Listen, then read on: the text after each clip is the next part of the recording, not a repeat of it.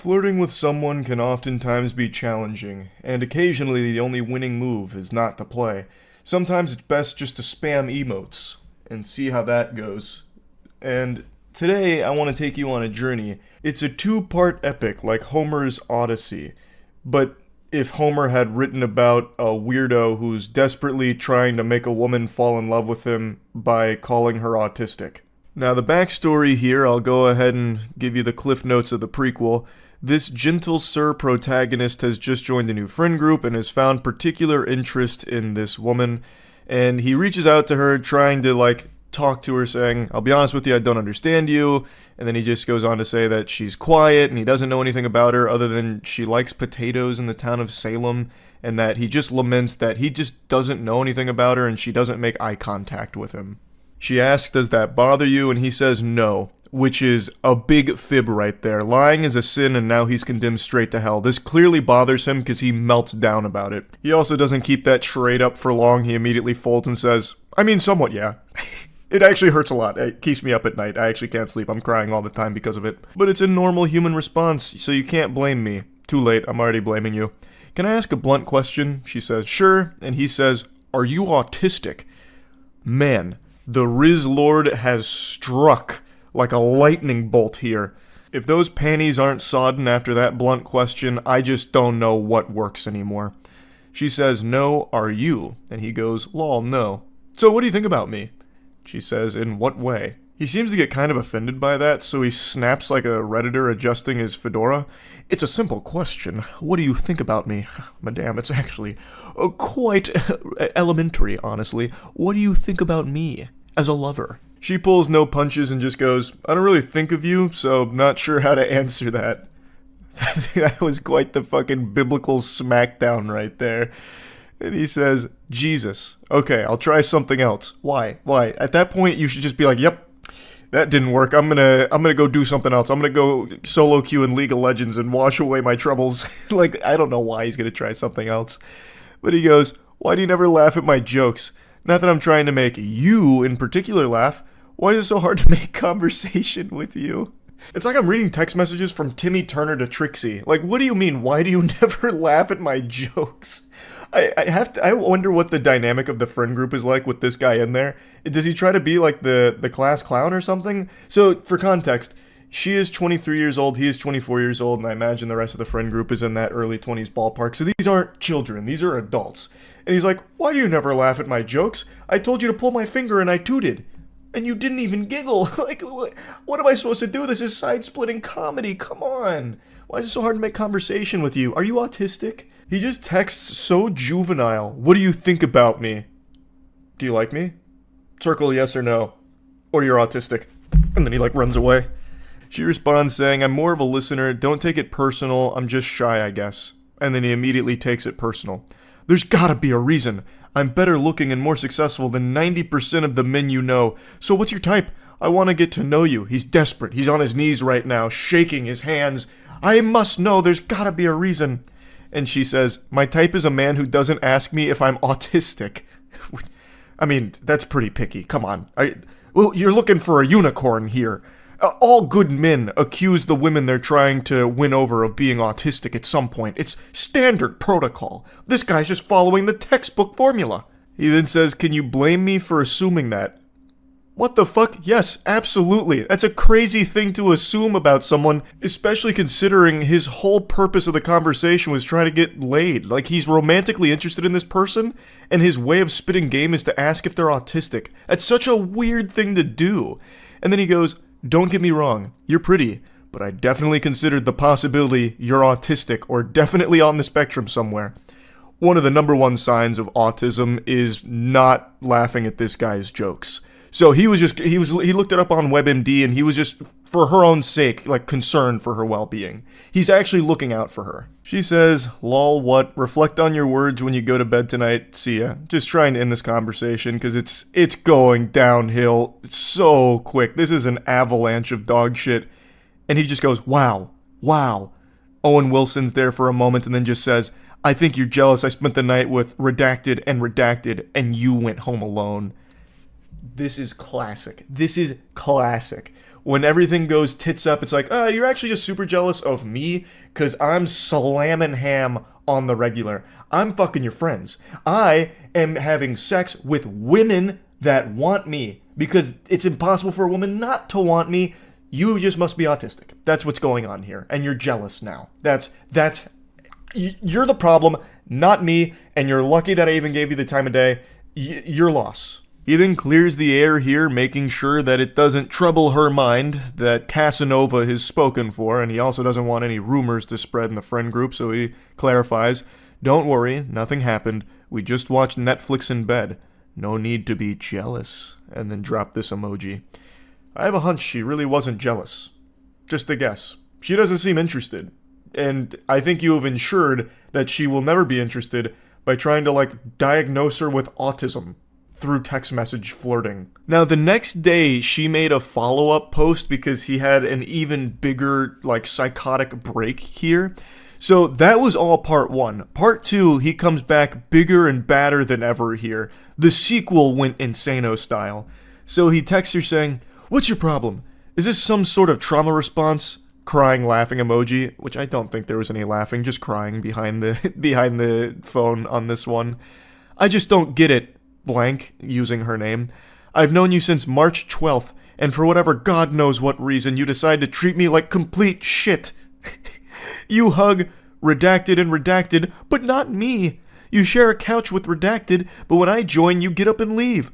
Do you think I'm fucking stupid? Or blind? Or what? The fuck did I ever do to you? I'm pissed off because you're clueless and extremely oblivious to the point you don't appreciate a good thing when it's directly in your face." What the hell is even that, brother?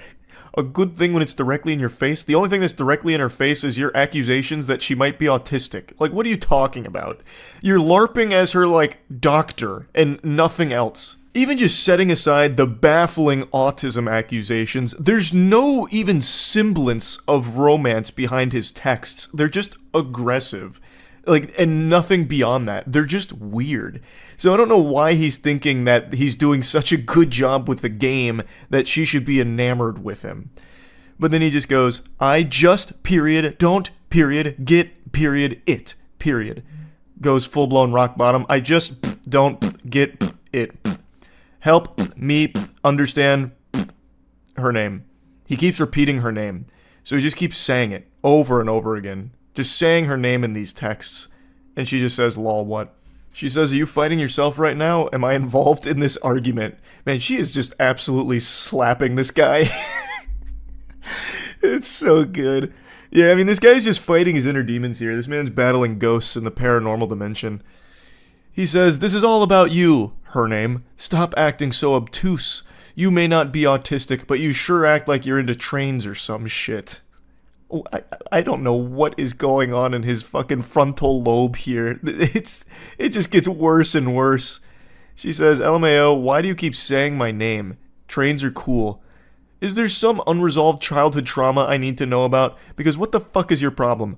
I can help you out if that's the case, but you have to let me take the first step and stop being so guarded all the damn time. It's impossible to get through to you." Why would you be asking about these things? If there's some childhood trauma, I need to know about it. Also, let's just go ahead and assume she's like, you know what, there is some childhood trauma, and then she, spills her guts to him. This would be, the worst person to confide anything in. This is a guy who's already having a conniption because she doesn't laugh at his jokes and doesn't make eye contact enough with him. I highly doubt he would be a good confidant for anything heavy. This guy would immediately be like, "Ugh, well, childhood trauma, that's another symptom of autism. It's ridiculous. You're lucky you have me around, honestly." Says her name again, which is so creepy. He just keeps throwing her name into every message he sends as if it's some kind of, dramatic moment in a television series. "Please, I know you hear it all the time, but you're very pretty. I like you when you're not acting like an autistic, frigid bitch. Respectfully." Hey, that silver tongue's coming out in full effect right now. He's becoming irresistible. March 12th, and I haven't proven myself enough to you yet. Real quick, March 12th is not that long. It's not like you've fucking known her your whole life or anything. Like, what are you expecting to do in this span of time to make her fall in love with you? What do you mean you haven't proven yourself enough to her yet? What are you trying to do, like backflips and shit?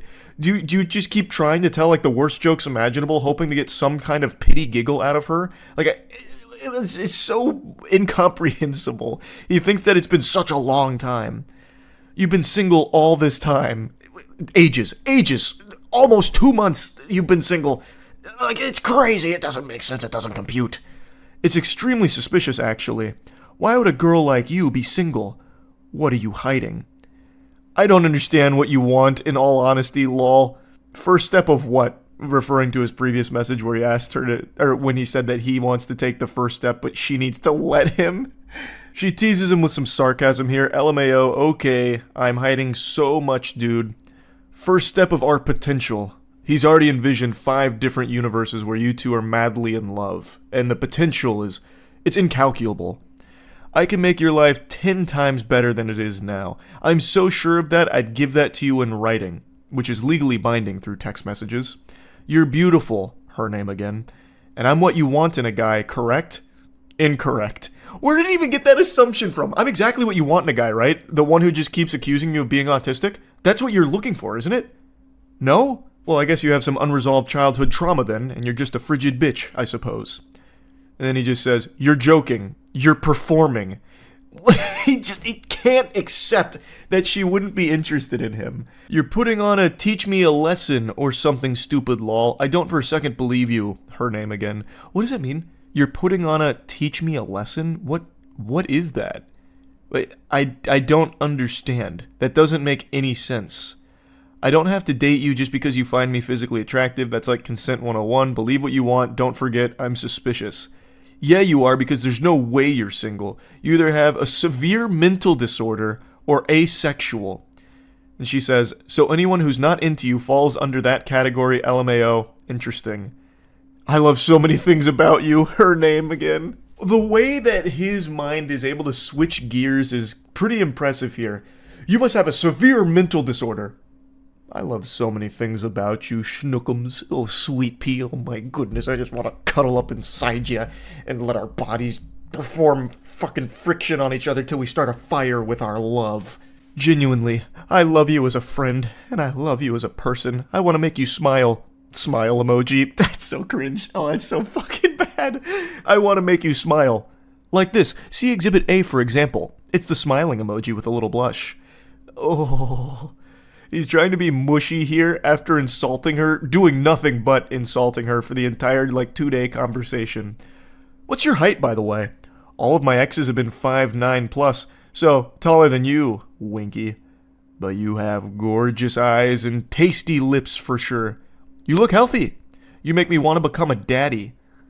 Who took his phone? Who did he just give his phone to? This can't be the same guy. This is full-blown Jekyll and Hyde. It cannot be the fucking same guy. Literally, the previous message before he tried this approach was saying that she must have some kind of severe mental disorder or be asexual because she's still single after 2 months. Oh boy. Jiminy Christmas. So, this is going to be a shocker, but that's the last time they communicated, at least as of right now. She shared the text messages with the rest of the friend group, and they found him to be extremely obnoxious and creepy, so apparently they kicked him out and they don't really talk to him. Can't imagine why. Seems like such a good, stable individual, I suppose. Yeah, I just wanted to share this a little bit. If you're going to try and flirt with someone, maybe don't follow this guy's roadmap. Not very effective. That's about it. So yeah. I remember a decade or so ago, there was this trend where some creepy, degenerate losers would go around in public and try and sneakily take pictures of women's panties by sliding their phone under their dress when they weren't paying attention. They treated it like they were Sam Fisher and Splinter Cell on a stealth mission trying to grab these photographs. And they'd take these pictures and they were called upskirts. If I remember correctly, there was even a Reddit community for that where they would proudly post this, which, by the way, is illegal. They were posting evidence of a crime they had committed on the subreddit. I'm pretty sure it got fully shut down, but right now there is like a Reddit upskirts community, but I think that's something totally different, like a phoenix that rose from those ashes, because it looks like those are upskirts that the people are taking of themselves for that community. But I do remember that there was a huge controversy about that a long time ago, and then pretty much overnight it disappeared. Just like Godzilla after a big rampage, it just vanished. I'd never heard about upskirts again. I never read any headlines about anyone doing upskirts, getting like arrested or anything like that, until 2 days ago, with a Target creep who got caught on video taking an upskirt of another shopper. And it's become a pretty big story now. So when I first saw this, I thought it was fake. I thought it was like one of those rage bait things that TikTok does really often. Because it really looks, it's so over the top, like I really thought it was staged to be like a lesson, like don't be a peeping Tom, don't be like this guy. But it turns out this is all super real. So he's now facing felony charges for this, obviously. I don't know why there's a watermark here though. Excuse me, what are you doing? No, I just saw you put that underneath her dress. Absolutely you did. No, ma'am, I really wasn't. You absolutely did. Ma'am, I really wasn't. So, like, he looks pretty much right at her while she's filming, and he puts his phone under her dress. So I really thought it was like, oh, this is a skit. This is fake. But no, this guy is just that much of a brazen pervert. Degenerate. It's actually real. So I'll show you the follow-up in a second, but no, he actually leaves here in handcuffs. He is facing felony charges, and his whole life is ruined. Rightfully so, because who knows how many times he's done this. Upskirts are a crime. Like, you can't be doing that, obviously. He's a fucking degenerate. His legs shaking, that's wild. Oh yeah, hey, we didn't finish the video, yeah. And also, instead of leaving, he stays to try and, like, talk his way out of it. Like, he was trying to find all the right dialogue options in the tree to get the good ending, instead of just running away like most people like him. So he stays the entire time to get arrested. I really promise I wasn't trying to do anything inappropriate. I wasn't. I really wasn't. I'm not like that. Obviously you are. I literally have it on video. But ma'am, I'm not. I really am not. Like, I know it might have seemed that way in like the video. No, like, okay, listen to me. Yes, ma'am. We're gonna wait for them to get here. Yes, ma'am. Okay. Like, I was just trying to look Nope. at books. I was just trying to look at books. Okay. That's... what an interesting alternate theory there. He's just browsing some good reads. That's all. In the Pokemon cards section, where all the best books are. Does bro know porn exists? There's so many people like this, though. It's for them, I think, it's like the thrill of doing something like this. Like, I imagine this probably isn't the only time he's done it. And apparently he had been following the lady filming around the entire time, which is why she's filming here, because she got a very creepy vibe from this guy. And then I guess at some point she de-aggroed him, so then he went to this girl, started following her, and then did this. No, I have video of him sticking his phone underneath this lady's dress as she had bent over, videotaping her. And he followed me all around the store. Okay. So... We need to get police. Okay, if you can go ahead and call them also. Oh, they don't have the next one. But he gets taken away in handcuffs. But he gets taken away from the target with the police. Turns out he was like a very active member of the church, like the local church they were at. This and that. He tried to talk his way out of it. It has not worked, and now he's facing some super serious charges. But this was something that I found interesting. He keeps denying that he wasn't doing anything wrong, and he apparently showed the police his phone, like the recent pictures, and he didn't have any recent pictures, but I don't know if that also means videos, or if he also had time to delete them. Last I heard, they subpoenaed to get like his deleted information for forensic examination. And they also said this too. Police say they have yet to discover anything inappropriate involving children. Yeah, he's a volunteer at the elementary school. Arrested and cuffed at a fucking library. Show some respect, brother. He's a target. Why was the lady taking a video in the grocery store? Perfect time to catch him. Damn it, it's a Target. It's not just a grocery store, and it's not just a library. Show some respect. But as she said, she was filming him because he was initially following her around in the children's section, She got a creepy vibe, so she started filming him and following him around and then caught this.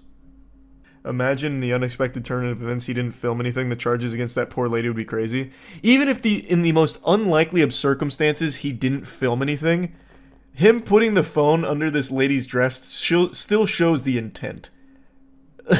Like, even if he didn't hit record, like he missed it, he still showed the intent. And even if you can't arrest him for that, he's still going to be ostracized from like his church community and like his friends for that. That's creepy shit no matter what. I don't think he was recording. I think they hear the click of a photo being taken. Nope. Actually, I don't know if this is true. Chat can tell me if this is true or not. When I was reading through the story after I found out it was real, I learned that this was a pretty popular thing overseas. So I think in Japan, I think is where it was, they instituted this mandate that if you're taking a picture or a video, it has to have a sound. So you can't do this discreetly anymore because it makes a sound. And I thought that was the craziest shit. That's real? That is true? That's wild. It was that big of a problem, huh? US supermarkets have the same energy as random encounters in GTA. My dad died taking an upskirt photo. Alright. Interesting meme. So he's actually facing some additional charges as well for secret peeping. They issued a warrant after identifying 3 separate victims at the store on Monday morning, so he's facing 5 counts of secret peeping in total. Dude was really creeping and peeping on a Monday morning here. Allegedly 3 separate victims? Goodness gracious, Jesus Christ. He was just sliding his phone under everyone with a pulse at this store, I guess. But anyway, he's been caught red-handed here. He would have got away with it if it wasn't for those meddling iPhones that can also record him as well. Like, the crazy thing about a phone is it can be used for more than just filming panties. It can film you filming panties. So I guess we'll see what happens here. I highly doubt there's any alternate explanation for what he was doing in this video. I can't think of a single possible other reason for why he did what he did there aside from upskirts.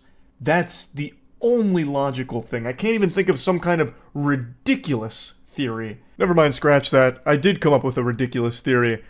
What if he wasn't grabbing upskirts there and instead saw a very venomous spider on the ground? He saw a black widow and he got down there calmly as to not scare the shopper or scare the spider away and then smashed it with his phone. Who knows? Maybe that's the story. Maybe that's what he did. He squished the bug and saved the day. Obviously, I'm fucking kidding with that. The only thing that can explain his behavior here is that he is a sexual degenerate that was grabbing upskirts. So I guess we'll see what charges stick here or what comes from this story. That's really about it. I just wanted to share it. That's it. See ya. Have you ever really taken a step back and got deep in thought and realized just how incredible it is that we as humans are able to speak to each other, language, and how mind-blowing that concept is? Communication is a blessing. But today I almost feel like it's a curse. I just read legitimately the worst thing ever, and it makes me regret that our ancestors at one point when they were still cavemen started grunting at each other to communicate, and then it eventually led to this existing. Oh my god, I saw this today, and it made me ill. And I thought, if I had to bear this burden knowing that this exists, you're gonna have to share in the load with me, so let's go on a little adventure here. It's from Tinder. Let me introduce you to the boy wonder Chris here. So, these two individuals matched, and Chris was making the first move here, shooting his shot. I better be your top priority, with a little winky face emoji. I don't know if that's the strongest opener. I haven't been on dating apps in many moons now, but that seems a bit weak, but hey, his heart's in the game. She responds to that in a pretty playful way, I think is what she was going for. So she says, "Let me know if you want to go out tomorrow so I can cancel my daughter's parent-teacher conference." To which our Casanova here says, "Such a good girl you are. I'm free tomorrow." It's already getting so yucky. Such a good girl you are. He's speaking to her like it's a dog or something, like he's about to offer her a treat. And then she says, "I'm not," with a laughing, crying emoji, to which he wants some clarity. You're not a good girl or you're not free. And she clears up the confusion. She says, not free. I have to go to a parent-teacher conference. Already, this whole exchange is going cattywampus. The wheels are falling off pretty quickly. And somehow it just continues to go further downhill. A goddamn avalanche of cringe. So he goes, damn, I actually thought you'd be fucking bad AF and cancel. Ha ha. And she says, I'm alarmed that you would want to go out with someone who would do that. And he goes, ha ha. I mean, in the back of my head, I was hoping it was a joke, that you didn't actually have one. To which she says, unfortunately, I do. And then he goes, all good, you're doing well, giving me attention right now. And then she says, I can meet up for a drink if you want since you live close. I have my kids this week, but they're older, so it's not like I can't go out. I have them every other week. Where do you live? His response here is really confusing. What does that mean? All good, you're doing well, giving me attention right now. What's happening? Is she like scratching under his chin? Like, I don't get it. What is he referring to? They're just talking on Tinder, and why is she... So you're going to start to notice that as this exchange continues to unfold here, it feels as though they're having two different conversations. Like, it's super all over the place. Like, the dots don't connect at all. Like, they're in two different dialogue trees, and it's not matching up. Now, our boy Chris, the protagonist, is a lot of things, but a coward he is not. He tries to employ the most delusional strategy you could ever envision. This is not something you'd ever find in John Madden's playbook, I'll say it like that. So, after he asks which part of downtown she's in, she replies, not saying. He then tries to, like, assure her that he's not gonna, like, go out of his way to find her. He's not, like, a stalker. He's not weird or creepy. He says, I'm not gonna go find you, lol. And then he says, I just got done with the gym, now doing post-workout naked stretching. Chris, are you okay? Post-workout naked stretching. You're off your gourd. Brother, you lost your marbles. What is a post-workout naked stretch? Are you telling me this guy's at Planet Fitness right now in the locker room fucking goatseeing himself in order to get, like, reps in at the end? Like, that's how he cools down? What is a post-workout naked stretch? I've never heard of that before. This is him trying to be, like, hot about things, I think. Like, ooh, this is gonna get her wet. I was at the gym, pumping iron, praying at the iron temple, way min, babe. And then I finished. Biggest pump of my life. So obviously I took my pants off, put both legs over my head, and hung a 5-pound kettlebell from my erect wiener. Hold for 30 seconds for 3 sets. It's the only way to conclude a good workout. Like, what the fuck is even happening? I don't know why he thought this was a good idea. Like, unless he's like an OnlyFans creator or something, and this is just content that he films, like the, you know, naked yoga that you see on YouTube or something. It's just, it is a wild attempt here at, like, flirting or trying to be, like, sexy on Tinder or something. It is bold. It is brutally cringe. She then responds by saying, if you were driving by, you might peep in the window. Haha. Sounds uncomfortable. Referring to the stretching, I think. To which he just says, I mean, of course. Now here's where things get even more fucking confusing here. The conversation really does feel like some kind of malfunctioning questline in an MMO where, like, the dialogue is just incorrect. Like, the characters are glitching out. So he says, to the stretch, asking about, like, what sounds uncomfortable. And then she says, no, for work. My stylist feeds me champagne. I don't know, maybe I'm the problem. What is she talking about? Like, how does that fit into anything that's happened here with this absolute disaster that Chris is trying? I don't understand. Maybe she's just trying to change the subject. I'm really not sure. And then he goes, was a bartender, now I'm just a content creator and gonna start day trading. Oh, so you're a little horny. What is happening?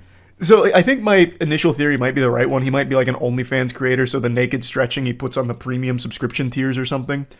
But those days are going to be short-lived because he's going right to day trading. He's going to the tippy top of the food chain.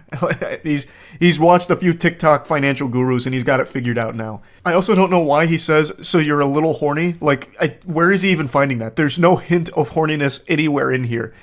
And then she goes, oh God, what a nightmare you are. Got some crypto, do you? So the red flags are abundant here. She's starting to notice there's some holes in this ship, and it is sinking. This is fucking going disastrous, catastrophic. And he goes, ew, no, I'm not a corporate bro. I'm a film person. I mean, okay. To which she also just says, okay. And he goes, good girl. What in tarnation is happening? It's like, this is like when you used to try to talk to Cleverbot back in like 2010. It's nonsensical. Chris's mind is an enigma.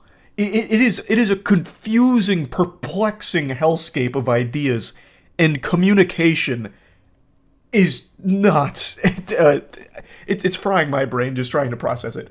His inability to communicate effectively is impressive. It's alarming. Next he says, I just want to get away from bartending before I hit someone, lol, to which he says, yeah, nobody wants to hit content creators and day traders, obviously making a joke about it. He then goes, nah, or tap.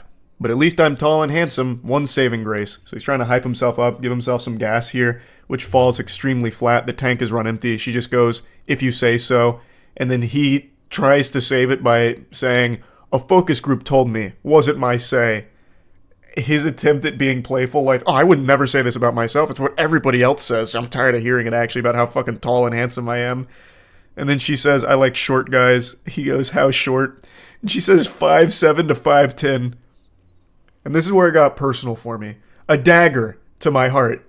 She likes short guys and then lists guys taller than me. So I am freakishly short in her eyes. That's fucked up. 5'6" is fine. 5'6" is a beautiful, perfect height.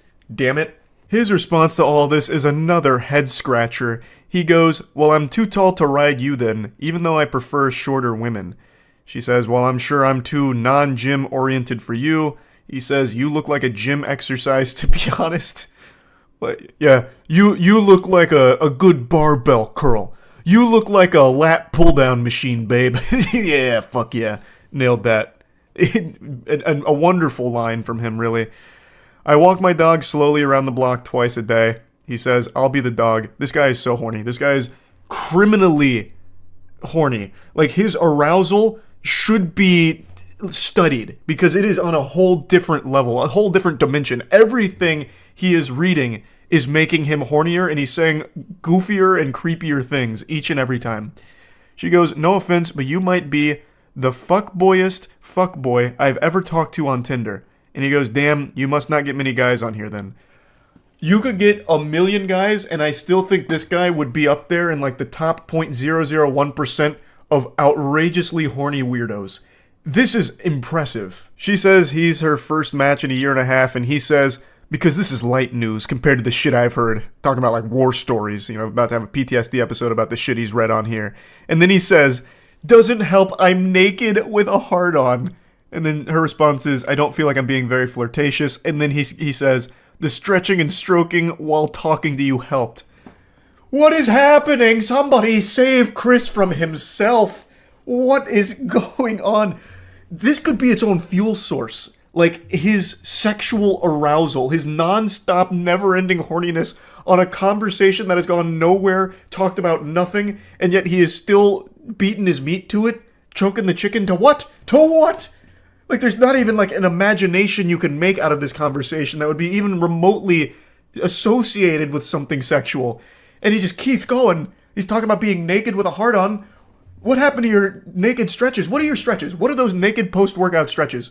Does he put a butt plug in and wiggle it around or something to stretch out his ass, and that's why he's so horny now? Is hitting his G-spot? Like, what is going on? All she says to that is, okay. And then he goes, do you mind?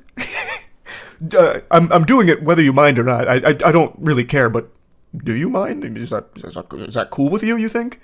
And then she goes, mind what? Me stroking myself while we chat. Oh, it's so yucky. Oh, it's so foul. Not at all. Can I tell you a story about last night when I was alone in my bed? Sure. My cat jumped up next to me and started hacking, and then she threw up in my hair. So this is her attempt to try and gross him out to ruin his mood, but she doesn't realize the raid boss of Cringe that she's up against. He even calls her bluff. He goes, not gonna get me soft. Literally wiggling his finger saying, nope, that's not gonna stop me. I'm squeezing my hog no matter what. I've had my cat vomit multiple times. I had to get up anyway because I perioded all over my sheets. And he goes, yum, nice try. And she goes, through the mattress cover. He goes, bleach helps. Were you naked? Oh my god, he's still in it. He's still in the zone. He's in the flow state. He's in the mainframe. And she goes, I was wearing my hoodie-footy pajamas that have toasters on them. To which he says, with an ass flop. And he comes back to clarify that he meant flap, because ass flop makes no sense and wouldn't want to be rude, that'd be ridiculous. To which she also says, no, that's ridiculous. And he goes, of course, I'm harder than ever now. She just sends an emoji. He goes, yep, I'll leave you alone, unless I can show off. So he's finally saying, all right, I'm out of here. I've had my fill. I've done what I needed to do. I'm good. And then she closes this all out by saying, why do you even need to get a woman on the other end of the conversation? Just put a wig on a stuffed giraffe and show her your stuff and talk about how hot you are. So this whole conversation is one for the books. This is something special. This is so fucking weird. On every possible level. A part of me thought that it was him just trying to be weird on purpose, just to like, I don't know, gross out a stranger on Tinder or something. But the more I read about it, and read it itself, the sacred text here, the more I'm convinced that this guy is just an actual fucking freak. Like, just an actual lunatic. So yeah, I just had to share this. That's about it. So yeah. Rejection never feels good, it always hurts, and rejection comes in many different shapes and sizes, many different forms of rejection. Maybe you're like me, 5'6", playing a pickup basketball game, driving down an open lane, about to get this easy layup only for it to be swatted last second by a 6'6" freak athlete. And there's nothing you can do about it. It's embarrassing, but it happens. Or maybe you're finally shooting your shot with this romantic interest you've had for a while, only to find out they're not interested and they turn you down. I'm not gonna sugarcoat it, I won't pull the punches here. It sucks. It feels like shit. But learning how to handle rejection is a necessary part of life. So back to my basketball example. What do I do when my shot gets blocked? Well, I get tears in my eyes and come up with as many excuses as possible, and I try and call a foul if possible, so that way we can run that back. So it's not my fault, it's they played dirty. And what happens when you get rejected by a romantic interest? You move on. At least that's the healthy way of doing it. Let me show you 2 unhealthy ways of handling rejection. This girl and this guy were communicating under the impression that maybe this leads to a long-term relationship. That's the context going into these text messages, and it starts, I love it.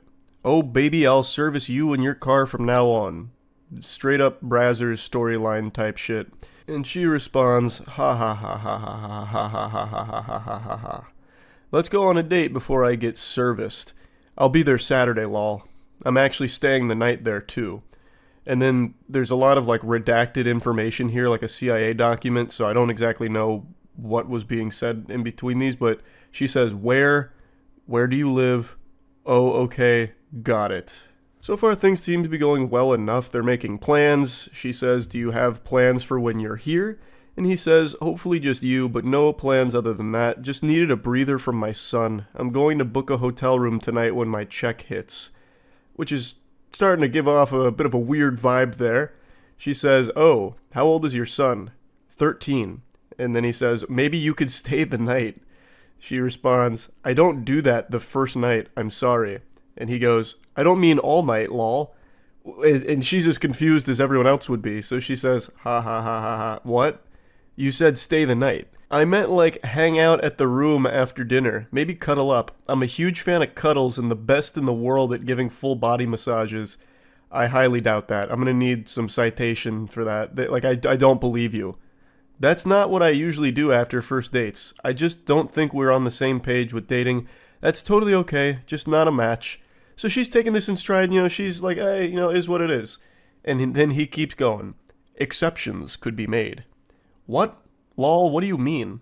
I mean dinner, hang out, and eat between your legs like a Sunday lunch buffet after dinner. Lol. Clap them cheeks too.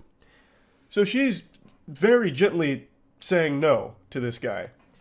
And this is the approach that a lot of dudes take with the car salesman type shit. Don't take no for an answer. So he continues to just keep pushing like, no. What if I, the world's best full body masseuse, give you a happy ending? Where I eat your pussy like corn on the cob. I'll chew on your clit till it bleeds and I bust. How about then? How about that? How does that sound? I'll even clap your cheeks too. As a little added bonus on top of my service. So, when are you coming over? Are you at the door yet? Unsurprisingly, this last-ditch effort didn't work, she says, so you don't know how to listen, cool. Don't make exceptions for men who don't respect my boundaries. Fair enough. She said no, and he continued to be weird about it. It's a really fucked mentality to not accept a no and keep pushing. It's just creepy behavior that's never going to amount to anything positive ever. When someone declines something or tells you no to something, you should really accept that, respect that, and just move on. It's not like you're going to change their mind by being an annoying pest about it. Like, oh, wait, what? Rejection? Wait a minute. You're not thinking this through. What if I clapped your cheeks? You failed to think about that, didn't you? Yeah. So if I clapped your cheeks, now I assume you won't be rejecting me? What do you mean you're calling the police? This one's a masterclass on how to respond to rejection like an unhinged lunatic, so this one's getting extremely angry when getting told no. I don't know what the conversation is here. These two had met on like a dating app and they were talking. He says Mario, so perhaps the question was, who was Luigi trying to save in Luigi's Mansion? I don't know, maybe they were playing a trivia game. She says, okay. She doesn't seem super enthusiastic about that response, so maybe she's not a fan of the Super Mario Brothers. Who knows? But anyway, he says, how was the mall? Get anything good? She says, no, I didn't look. I was just returning something. And then she sends a picture of herself in an outfit. And he goes, oh, that looks really good. Gotta get you some lingerie. Admittedly, I don't exactly know what happened in between the last text we just saw with him flirting and then these. He goes nuclear here. He goes full fucking scorched earth out of nowhere. So I'm thinking that there's some text messages that were exchanged in between these two, so we're just missing an entire chapter of this anime arc that he goes on to reach the villain status. So she says, I don't want to drive to blank for blank, I don't have enough gas. And according to the context she provided, they had apparently had a date scheduled, but she had to cancel last minute because of something school related, and now she was texting him back just to talk today. And there must have been something in between him saying, we gotta get you some lingerie and this. I just don't know what it could be. Maybe he invited her, like, to another place, and she just said, no, I don't have gas for that. But anyway, he responds, oh, alright, that's cool then. Didn't know all that, lol. You said you had some school stuff the other day. Now is gas, lol. You dirty, fat, sloppy, broke piece of shit. You got no gas, but got gas to go to the mall window shopping, lol. Thanks for making my morning, lol. And she just responds, lol. He just desperately tried to spam as much hurtful shit as he could think of quickly, like in a League of Legends game when you get mad that your bottom lane's feeding or something. How else are you going to respond besides just laughing at this pathetic tantrum? So she hits him with a lol, which only sets him off even further, so he sends her picture back to her in order to keep insulting her. Yeah, this shit is funny, lol, fat ass bitch, you pushing what, almost 190, 200? I almost find it fascinating how anytime one of these weirdos gets their feelings hurt, they always resort to just like, well, you're fat anyway. You're fat. Like, it always comes down to that. The second that they get rejected or told no or something's not going swimmingly in their eyes, less than satisfactory, they always default to fatty, that kind of shit, and then just go on this, like, long-winded rant about, like, actually, I'm the nicest guy the world's ever known, and I was doing you a favor by showing interest. You're fat at the end of the day. That's the big... I didn't want you anyway. I'm not crying, you're crying. This one's just a little bonus, a cherry on top of the rejection cake. It's not exactly rejection per se, it's kind of adjacent. So this is somebody's ex who just texted her out of the blue. He says, you dead yet? That 4:22 a.m. crack pipe's hitting a little different today, so he gets bold and brash and says, you dead yet to her. And he doesn't get a response right away, so then tries to get a little more edgy. And then says, I'm going to fuck on top of your grave and smear dog shit on your tombstone. And this does get a response from her. She just says, get a hold of yourself. That line from her made me giggle so hard I had to throw this in here. You have this unhinged weirdo texting at 4:20 a.m. asking if you're dead and then saying that he's going to smear dog shit on your grave while having sex on top of it. There's so many logical inconsistencies with that.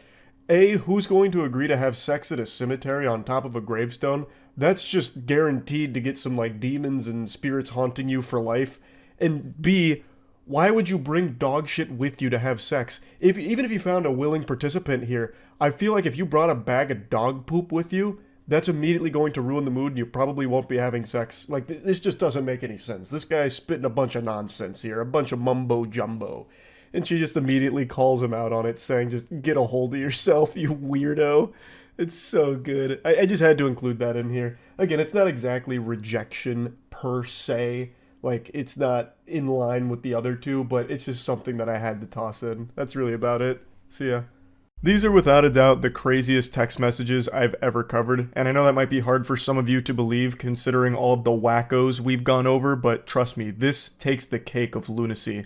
They are so outrageous that I at one point threw my hands in the air and said, enough is enough, fiddlesticks, this is fake. It has to be fake. It's too ridiculous. So I did a little bit of digging, and it seemed other people also thought that they might be fake. So after going through the evidence they compiled, it turns out that this is most likely real. The person that these posts seem to originate from actually did show up apparently in some court documents confirming a divorce.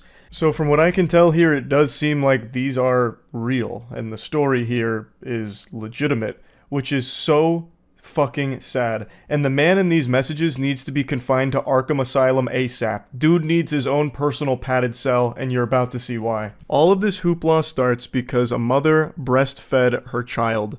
The husband says, "You've been breastfeeding? You know how I fucking feel about that." She replies, "What time are you coming back?" He says, "I don't know if I am." She says, "Why, are you mad at me?" "Yes." "What did I do? It's just the breastfeeding?" "That. The feelings it gives me and how I finally understand that you truly don't respect me." And she says, "I do respect you. I just thought we could compromise about the breastfeeding. Talk about it. If you don't like seeing it, maybe I can just do it in a different room." Weirdo's mad because the mother of his child is breastfeeding that child. Is there a worse possible reason on this planet for anger? I can't think of a single reason any sane human being would be upset about something like that. Unless it's like some kind of crazy situation like, "Hey honey, I just got some phone calls from some concerned parents. Apparently you tried to breastfeed our son Jerichomo at the football game. He's 15 years old. Maybe it's about time we wean him off of that. We're scaring the other parents here." But this, they're talking about a newborn baby. She's still in the hospital with the newborn. He continues, "Well, we didn't talk about it, you just did it. And it's not about seeing it, I know it's happening. I'm done." Done? "Let me know when you're being discharged and I'll be there." Like, you're divorcing me? You go behind my back and do something I've stressed about not doing. That's no different than lying and shows how little you respect me.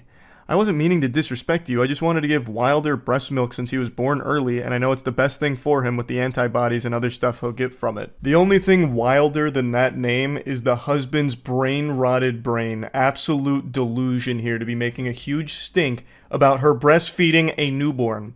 So, the name Wilder, and you're about to see they actually have another child named Hunter, spelled with a Y.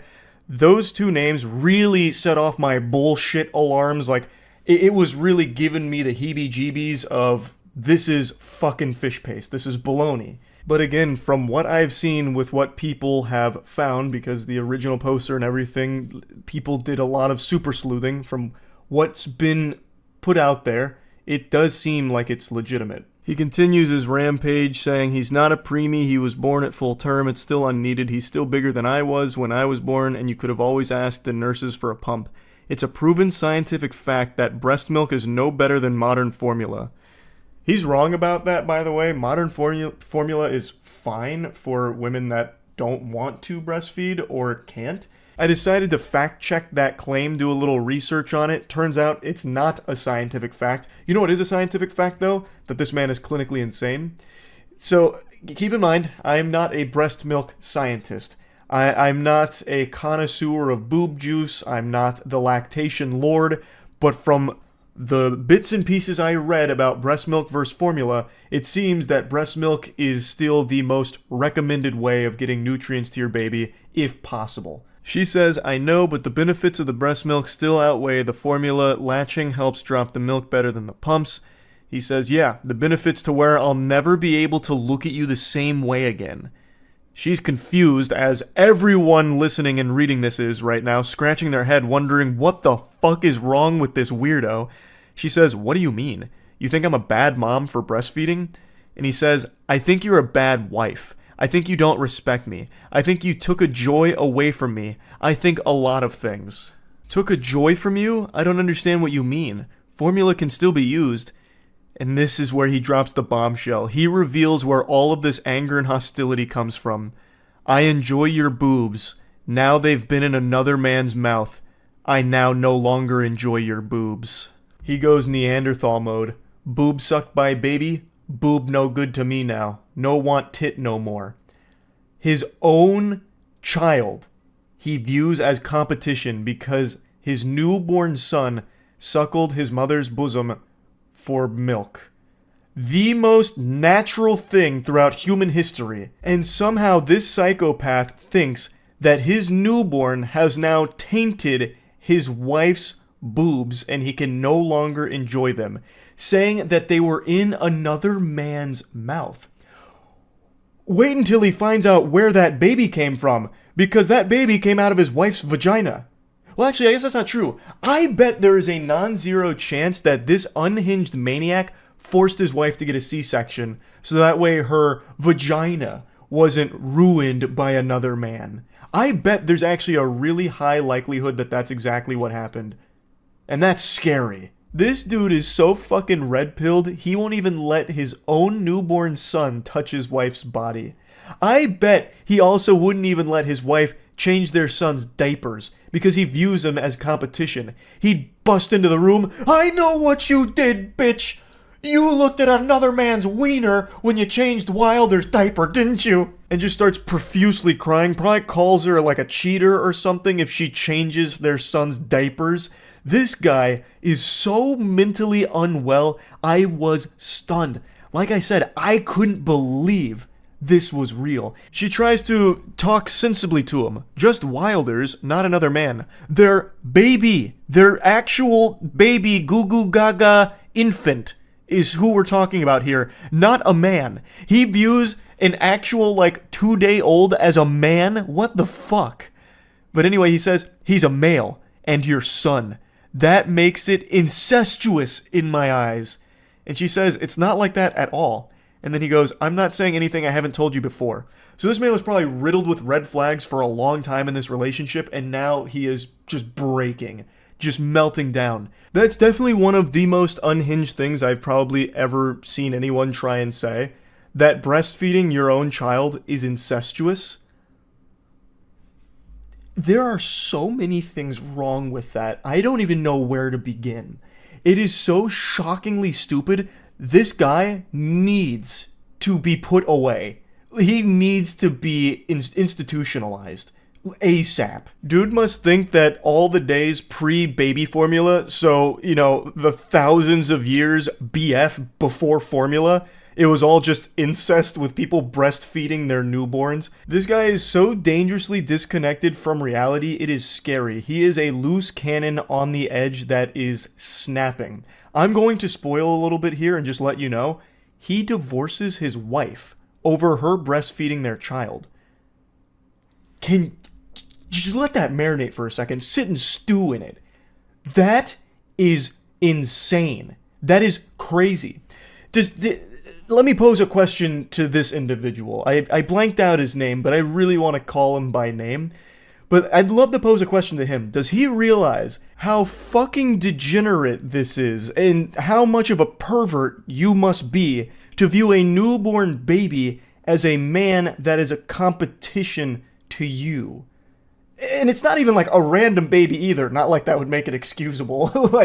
Anyone who would go out there and view a baby as competition because they're getting breastfed is very fucked in the head. But this is another level of fucked because it's his own child. He fucking blew that load into the world.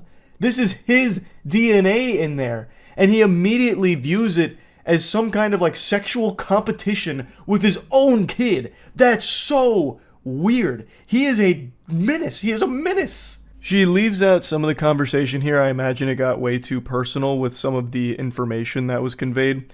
But it starts here saying, I wasn't playing. She says, I know. You are a bitch for making matters worse. I'm sorry you feel that way towards me. I doubt they're gonna let me bring y'all home, so good luck finding out or figuring out a way to make that happen. I just felt it would be okay to breastfeed Wilder, and we could compromise a situation where you don't have to be in the room. You don't get it. I told you that with Hunter. The way Hunter is spelled is so peculiar. Again, that's what really made me put on my fedora and do a Reddit deep dive on where this picture came from, who posted it, and if it was real, because these two names really just make it seem like it's like rage bait or some kind of joke. But again, like there is quite a bit of evidence that points to it being legitimate. He continues, "That was a compromise you made then, and I still feel the same way about it. After you heal and get on your feet and are able to afford your own place, move out. Until then, no matter how long it takes, the bedroom is all yours. I'll set up an air mattress in Wilder's room tomorrow." Letting this fungus anywhere near their child seems like a recipe for disaster. He already views Wilder, his newborn son, as competition. Him staying in the same room as Wilder, I think, is just a terrible, terrible idea. Because it really does seem like he thinks that his wife has cheated on him now by breastfeeding their son. Like, he's calling her, like, you know, disrespectful, doesn't have any respect for him and what he wishes, because he told her not to breastfeed because now he can't enjoy her boobs anymore. It's all just ruined. It's all kaput. All because Wilder was breastfed by her. So I really think having him anywhere near these kids is a bad idea. Fuck you, we're done. I'm going to talk to a lawyer about 50-50 custody because no matter how much I hate you, I would never keep the boys from you. You can stay at the house for as ever long as you need. I'll sleep in Wilder's room. I'm going to pause right there. You absolute goober. You goofball. You really think that you would get 100% of custody here? He's like, okay, since I'm such a benevolent saint, I will grant you 50-50 custody of our kids. Even though I hate you, you can see them sometimes, you disrespectful harlot. Brother, I'm going to give you the truth here. Brace for the cold water. Here it comes. If anyone, especially a lawyer, saw these text messages as well as the threats that the hospital was made aware of, you would never be around these kids. Rightfully so. It's unsafe to have them around you. You are deranged. You are absolutely fucking filthy. So I don't know why he thinks he would get 50-50 custody, like that'd be his call to make. He replies to something she said that isn't in these screenshots. She said, "They made a report because of what happened the first night I stayed in the hospital." I'm guessing he exploded then too about something. And he replies saying, "Not what they said. They didn't know anything about last week. They said because you told them this morning you didn't feel safe with me in the room and wanted me to leave." And she says, "I just didn't want to fight over me breastfeeding. Fuck you. I told you when we fought over it with Hunter I would leave you if you did it." This has been like his worst nightmare, having a child that gets breastfed. This has to be, with no exaggeration, the most insecure man on the planet. Bar none. No one else would even come close. He is so insecure that he worries that his own flesh and blood is a threat to him because they get breastfed by his wife. Wow. So again, this is so over the top that I questioned its authenticity. And as sad as it is, it seems like it's real. And he, from what I can see, was the one to start pushing forward, like, the divorce. Like, that's the best thing for the mother and her children, 100%, and I'm sure she'll realize that down the line. It's probably very difficult right now. But, man, this guy is bad news. What a terrible piece of shit. I just had to talk about these. I was blown away by what I was reading going through this. I just had to share it. That's really about it. Awful situation. I'm wishing the best for the mother and the kids here. And the best thing that can happen with this guy is he gets put in a straitjacket and goes somewhere far, far away. Because I don't know how you even fix that perspective. This guy is so lost in the sauce, there is no getting him back. It's insalvageable. So yeah, that's really about it. See ya. Over the last couple of months, I've analyzed more text messages than the FBI. I have been glued to bad romance and flirting, like a moth to a flame. I've been wandering the deepest, darkest pits of filth. It's like in Space Jam when Michael Jordan gets sucked into the golfing hole. I've been sucked into the asshole of the internet, and all I see is cringe down here. But today, there's a new ingredient being added to this concoction. The recipe had a chemical X. Crime. This got posted to Reddit earlier today, and a lot of people sent it my way, and it actually reminded me of a real criminal case that happened back in 2022, and I actually found the case again through the comment section of this post, because I couldn't quite recall all the particulars of it, but there is a lot of similarities shared between that criminal case in 2022 and these text messages that this individual is showcasing here. So it starts with this girl's coworker messaging her out of the blue saying, "Hey." He receives crickets, no response, silence. And you know what they say, if at first you don't succeed, try being weirder. So he comes back around within 3 hours saying, "Hello? Is this blank?" She says, "Who is this?" And he goes, It's me," with a smiley face. "I just wanted to text you and see how things were." "Oh, things are going alright, I suppose. Not to come off as rude, but how did you get my number, dude? I mean, I don't mind you texting me, but I've never gave it to you." And that's when he lifts up the curtain and breaks the magician's code, revealing his secret method.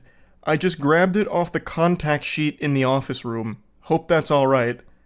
To which she says nothing in response because that is fucking creepy. She never gave him her number. He just went out of his way to find it from their workplace. Yucky. But he comes back around saying, "How's it going?"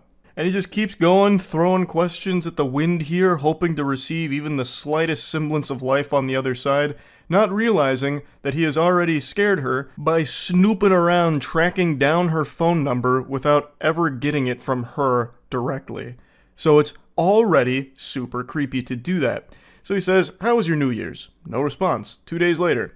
"Sorry to keep texting, but what are you up to today? If you're free later, I'd love to go out." I will never understand that kind of shit right there. How can you be so deluded and lost in your own little fantasy land Narnia that you think there's even an iota of a chance that she agrees to go out with you when she has ignored your messages for 4 fucking days? Like, what is the thought process? Scratching at his chin. Maybe she's playing hard to get. Perhaps she's just been truly swamped and has been really wanting to reply to me but just might be a bit shy and doesn't know how. I know. I'll go ahead and invite her out with me. That should make her a lot more comfortable. And he goes a bit deeper. "I know you're probably busy, but I could pick you up too, so you wouldn't have to take the bus anywhere. If you wanted to go out, that is. Sorry to keep texting, but I don't want to be out too late, so I'd appreciate a response at some point, smiley. I'm heading out to get coffee now, so if you want to join me, just let me know. Ma'am, you better hurry. The choo-choo train is leaving and Mr. Perfect is going with it. You only have one opportunity to get coffee with a gentle sir like this, so you really gotta play your cards right." She declines, saying, "I would appreciate it if you didn't text me unless it's work-related. I don't really know you, and I'm only blank. You're 5 years older than me, dude. This just feels creepy." "I didn't mean to be creepy or anything. You're just pretty, and I thought it would be cool if we got to hang out, smiley." "No thanks. That's honestly so weird, and if you continue to ask, I'm going to talk to Lean about this." I'm assuming that's like their supervisor or someone higher up at the place they work. And then he goes in deep. He says, "I'm not gonna lie. I've been thinking about you a lot, and I just want you to spend time with me. What you said the other day just felt rude. At least try and give this a chance. I know you're probably not awake, but I've been up all night thinking about you. Not going to lie, sometimes I like to take pictures of your ass while you're in the drive-thru window and I jerk off to them in the bathroom."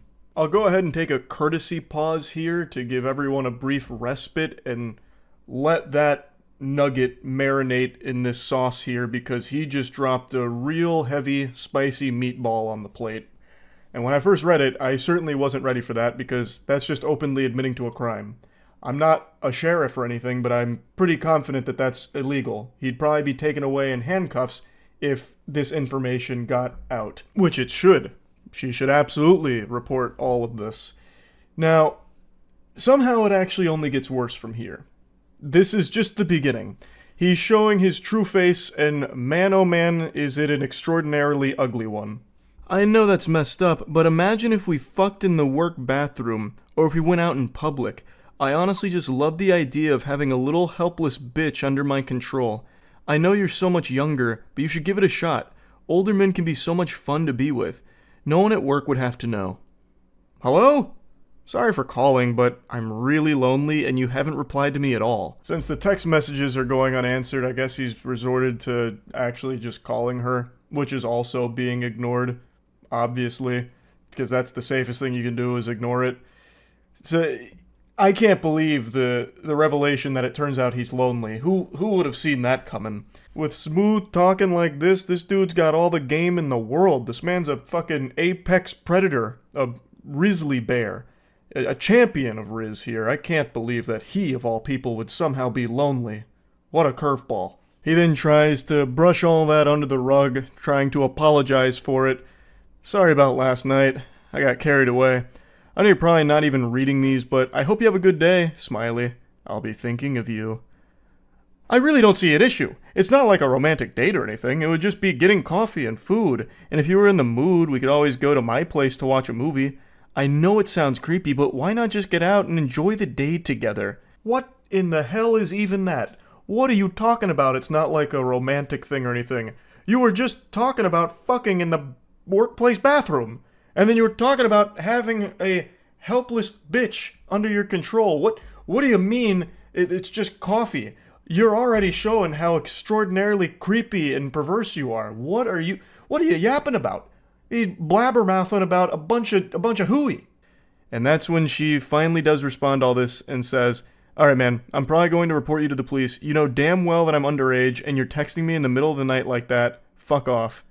And then he drops her address and says, "If you continue to ignore me, I'll just make it so you can't. If you tell anyone, I'll make this even worse for you." So it turns out she's underage, and he was well aware of that fact.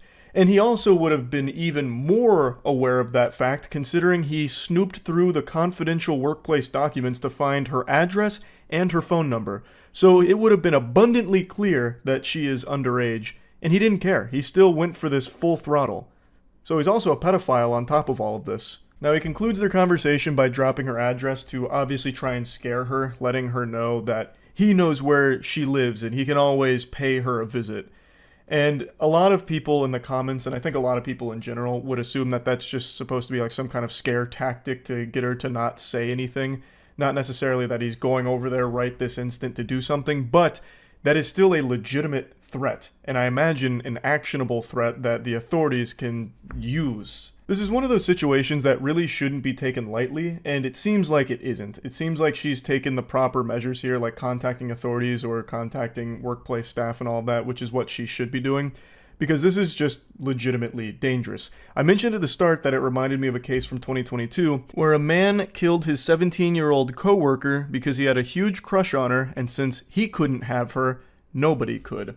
Her name was Riley Whitelaw, and she was murdered at her place of work by this individual. He recently got sentenced in October of 2023 for the murder, and it is just horrifying. Now, Riley had previously made a complaint to the employment about how uncomfortable he made her with like the advances that he would make on her and all of that, and even asked to like have her schedule changed so they wouldn't have to work together. And despite all of that, they still worked together. The place of employment did not change her schedule around to get her away from him or anything like that. They continued to work together despite all of her complaints until it eventually culminated with him killing her. It's a tragic story. Fucking horrifying. And it reminds me of the text messages we just read right there, where a coworker becomes infatuated with someone and then eventually does something disgusting like that. So reading through these text messages, it is a concerning individual in a scary situation. And it's something I think about from time to time about how awful it must be to just be doing your job, doing nothing wrong at all, and then still ending up in a situation like this. This girl never made any advances toward this guy. She never even gave him her number or anything at all. And yet somehow he still became obsessed with her and then stalked her company documents to find her phone number and her address and all of that. It's just so awful. She's literally just doing her job and then gets put in a situation like this because of this absolute lunatic. So yeah, just wanted to talk about it a little bit. I think situations like these should always be taken seriously. Like if a coworker or anyone for that matter starts to get like a level of obsession with you that it becomes a bit palpable, that you can start to see it, it immediately needs to be something that you take very seriously because you never know where it could lead. And I think that is just always something that needs to be handled with real care. So just wanted to go over this a little bit. That's really it. So yeah. Hey there, it's been a little while since I showed you text messages from an unhinged weirdo. I thought we were long overdue, so let's just dive right into it, huh? A little bit of context before we begin our adventure. This is a coworker who's about to make like an ice cream cone in the Florida weather and melt down over absolutely nothing. Also, there's a Discord message that came through at the same time they screenshotted this from someone named Bastard. I don't know the whole story around that. I guess they're being contacted by Austin Powers or something, but it's not pertinent to the journey we're about to go on.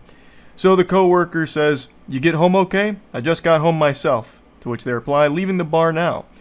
"Well, I'm home and awake if you want to come by, lol." Drops his address. "If you want." I love that he uses this emoji. Usually it's like a winky from these awful pickup attempts, but he decided to be a little innovative there with one of these. I'm half surprised he didn't just send a dick pic or something at that point, like, "Hey, you're just leaving the bar, right? Do you want to come over, lol?" No big deal if not, I'm just putting lotion on my meat and then sending photo evidence of it. Shockingly, he doesn't get a response, so he has to spend the night kissing his pillow and going to bed sad, but he comes around the following afternoon saying, "Sorry, those last few texts were meant for a buddy at the bar that I didn't want to drive too far home if he was too drunk, and then when I called him it went to you by mistake. But yes, hope you got home okay as well." It's very important I mention this guy is 40 years old, and he is texting like an actual child. That tactic right there, I am sure everyone watching this has experienced at one point in their life, where you send a message to someone and you're like immediately embarrassed, so then you come up with a response like, "Oh, sorry, that wasn't me that sent that message, that was a buddy of mine, he just hacked into my phone and sent you that by mistake. I would never say that I liked you." Or, "That's gross, that's yucky." Wasn't me. I wasn't trying to invite you over to my house or anything. That was meant for a friend of mine who was super drunk, and I was just trying to save his life is all. Like, I'm actually a hero. I'm a super good guy. That message was truly a crazy mistake. Things then get super weird because he comes back the following day and says, "Yes, my friend, ... It's a shame, ... That's so cringe. It's like a Reddit mod cosplaying as some kind of Saturday morning cartoon villain doing this with their hands. "Yes, my friend, it's a shame. Ah, Sonic the Hedgehog, you've come to my lair. What a shame you didn't see through my plan." It's so odd and embarrassing reading that. "Always have been told what a gentleman I am," and he puts his pinky out, no doubt, when he typed that message. I can actually smell him through these. I mean, the physical stuff was both of us, I don't regret that, but the lingering bothered me because I think of a lot of you. I think a lot of you, as in the quality of person you are. No response. So you're gonna soon realize that he's actually illiterate. His weird dweeb speech didn't quite work with the "yes, my friend" angle. Still no response. So he tries again at 4:41 a.m. saying, "Hey, you." And then he comes back shortly after saying, "You honestly creep me out. Our bar is suffering for the first time since 2016 because we have a selling sandwich worker." I don't know what the fuck he's even trying to say. "Sure, you could learn, but it's all a joke to you. You're an idiot if you think my natural personality was like that. You fucking grabbed neck." So, the dam's beginning to break here. Pandora's box is opened, and every single emotion is flooding out of him right now, and the only one left inside of that box is sanity. He has forsaken sanity here. He immediately starts living in delusion and just spouting fucking gobbledygook. It's absolute garbage. I do love, however, that he says that they creep him out because they didn't respond to his 441 "Hey you booty call" text. That just sent him over the edge like, this makes no sense, this is incomprehensible. You really give me the heebie-jeebies. What is wrong with you? You didn't respond to my 4:41 a.m. text message? That's ridiculous. Everybody texts me at 4:41 a.m. That's like the most optimal time to text, and the fact that you didn't tells me that there is something evil afoot here. You're not right. Oh, also, I should probably explain that last cryptic message he sent with "you fucking grab neck." So, what that is, the poster explained a little more in the comments. Apparently, they had given him a ride back at some point to his apartment, and he refused to leave the car and insisted that they go to his apartment together, but that obviously wasn't flying here. So, since he refused to get out of the car on his own power, it led to, like, some kind of, like, actually aggressive struggle where his neck may have been grabbed and, like, pushed out of the car or whatever. So that's what that is. Can't see the top part of the text, but it ends with tweaking, which is super accurate to what's happening right now. And he responds, "Is this a group chat? Accept the rejection, learn from it, move on. Also, begging to go on another date with me is cringe as fuck. I'm tired of taking losers and trying to help them so our restaurant didn't look like fools. Doesn't. Date? Laughing, crying emojis. I feel bad for you, You. Okay, bye. Laughing, crying emojis. You are, what, 22 and act like 15. There is no date. Laughing, crying emojis. Thank God I finally got John here. I don't know who John is, but hey, fist bump to John. The savior has arrived. John is saving the day. There has never been a date. ... My God. ... What kind of weird-ass life do you live? ... I said we have crackheads at work and maybe we can go outside, and maybe we can go out besides that... ... If you didn't see that on Saturday night with the convict you are still and idiot and not who I talked to you about thinking you are mature and different... You are just a basic Lucy fly we have to deal with. The fuck is a Lucy fly? A loose fly? Loose fly? I don't know what that... I'm no zoologist, and I don't feel like looking it up. Scratch that, I just went back on my word there. I did look it up. Nothing appeared on Google search. Even Google was like, are you fucking dumb? Hey, excuse me, Charles, did you mean to Google this nonsense mumbo-jumbo? Loose fly, are you stupid? So I don't even know what word he was trying to put there, because there is nothing that even remotely pops up to explain that. By the way, the tweaking is on purpose to mock these idiots. Crying, laughing emoji. I'm still is the Marine Reserves. In. Trying to read his text messages is like trying to read Finnegan's Wake. This shit is incomprehensible. He is so angry, he actually can't type. He's just seeing red, and he's like actually trembling, fucking tweaking as he's trying to send these messages. But according to him, the tweaking is all an act. He's only pretending to be a tweaker to make fun of the real tweakers. We couldn't possibly begin to understand his galaxy brain scheme. He's 5 levels ahead of the rest of us simpletons. Damn, imagine being 40 and still illiterate and pathetic. Take care. Illiterate? Let me out it this way. I'm assuming he meant let me put it this way, but he immediately blew it. So after following up illiterate allegations, he proves them true right away. You've accused me of being illiterate? Well, check this out. How illiterate is that for you? Question mark. Crying, laughing emoji. You cannot be this dumb. I am mocking the way you talk. I would love to, like, get a peek inside of that noodle of his. What a very special brain. No, I'm not tweaking. I'm making fun of tweakers by pretending to be one. No, I'm not illiterate. I'm making fun of you. I'm making fun of the way you talk with my illiteracy. What don't you understand? You're so stupid, you can't even see that. Haha, I feel bad for you. Haha. I am 40. Served my country and stepfather well. Brother, I don't... What? You served your stepfather well. Where is that even coming from? Who asked? What ghost are you engaged with right now in this conversation? Like, what the fuck? I'm 40 years old and I served my stepfather so goddamn well. Why didn't he love me, huh? Why? You are a punk ass that thinks this is a joke. He know you have no bartending experience. I love the... Like, this has to be on purpose. He know you have no.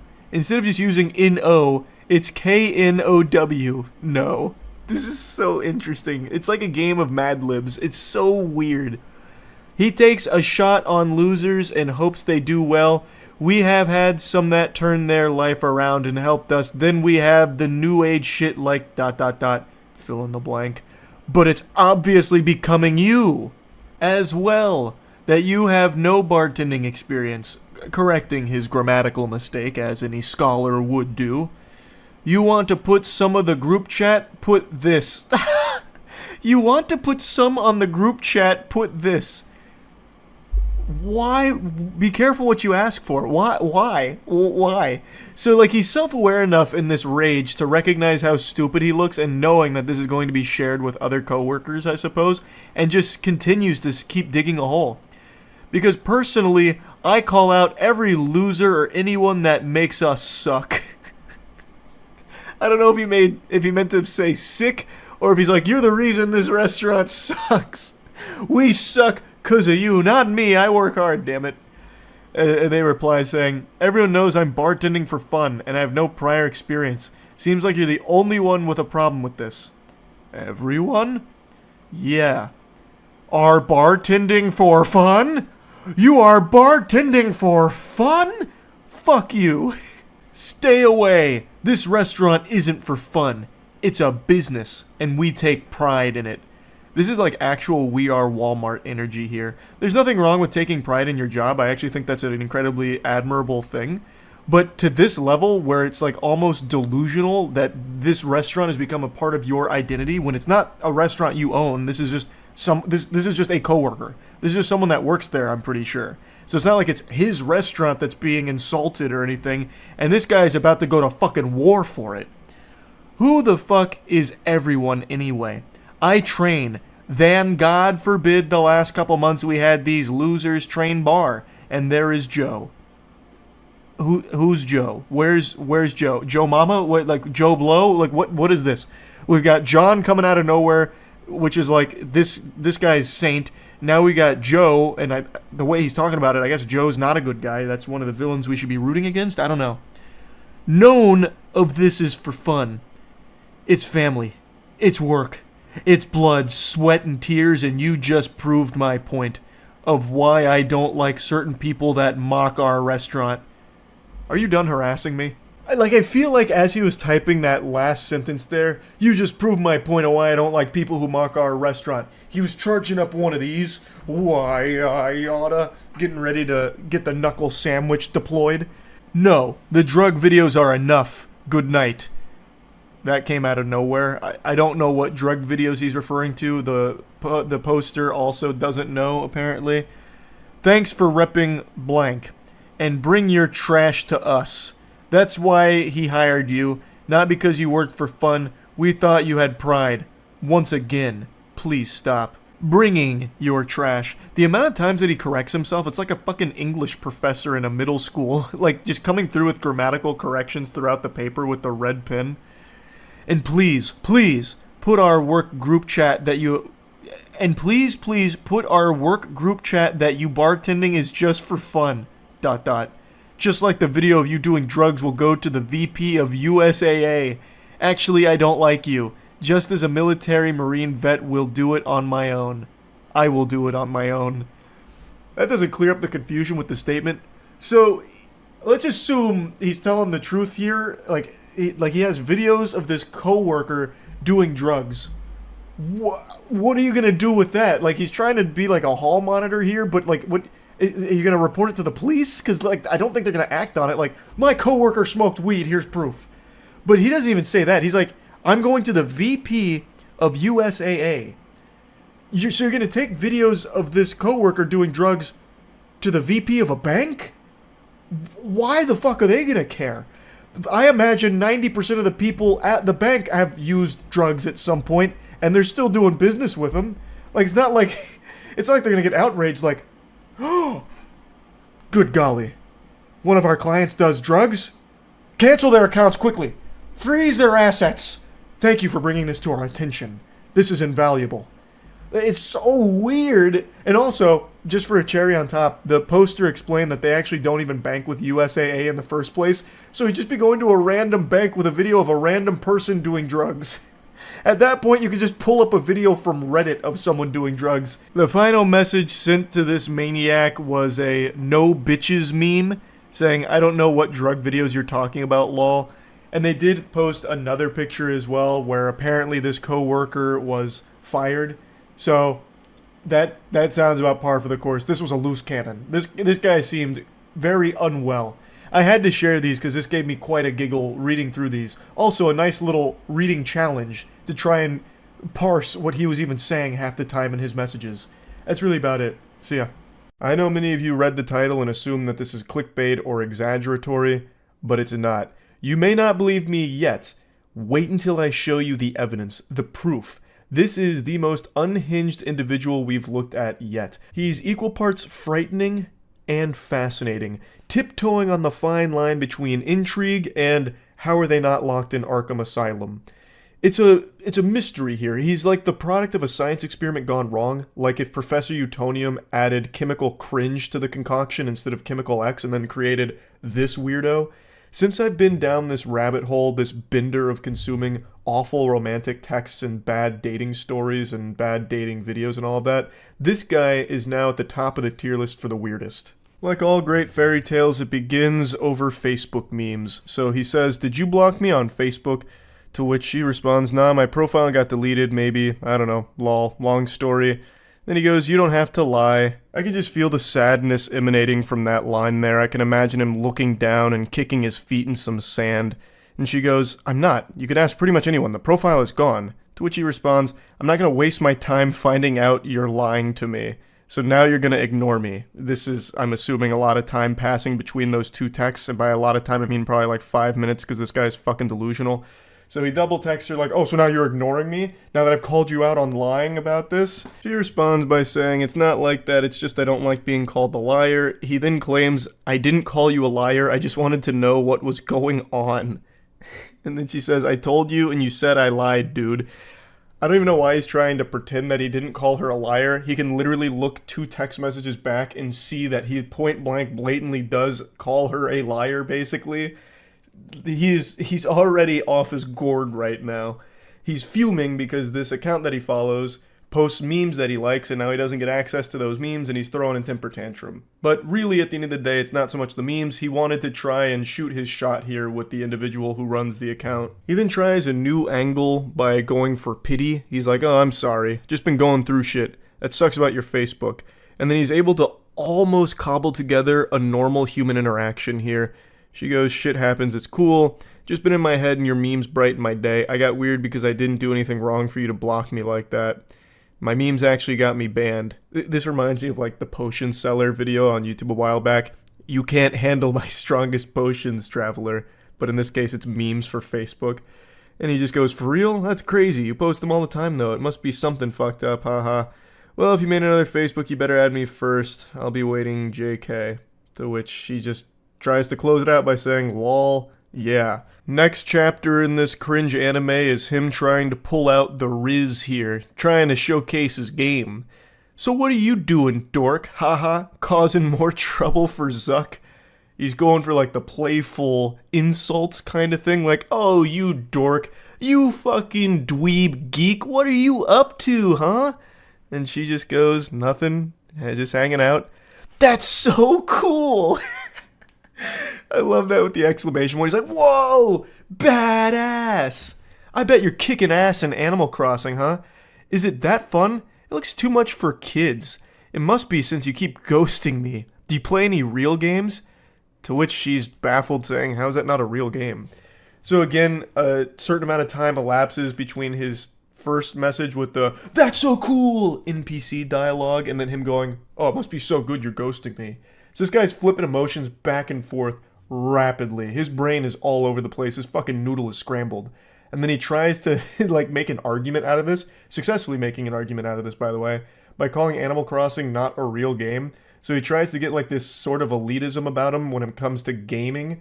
So I'm assuming he came straight from Reddit and was just ready to get argumentative about like what a real game is, and Animal Crossing doesn't fit the criteria. "Yo, you serious?" Laughing emoji. "It's dumbass animals or some shit being your friends. No real gaming, you know that." Oh, it hurts me to even just read that. And then she goes, "Well, what's a real game then?" "You don't have to get an attitude, I'm just making fun, dork." "Oh, why are you getting offended? I'm just insulting what you're playing. Like, what are you getting all bent out of shape over?" "Oh, come on, calm down. What, are you on your period or something? Well, why don't you ask one of your dumbass animal friends to help you with it or something?" Like, dork.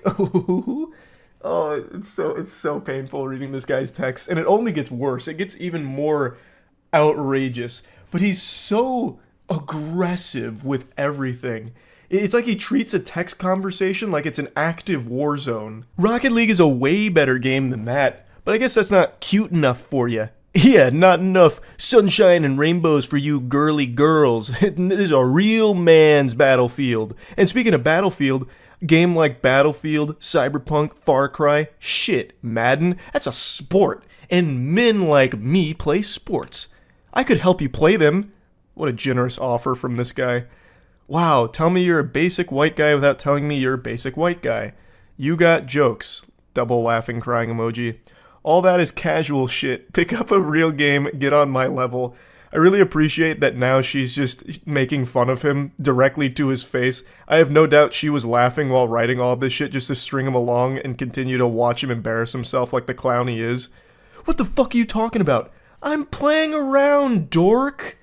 Every game I play is so much more hardcore than what you just said. Witcher, Shin Megami Tensei, fucking Fable even.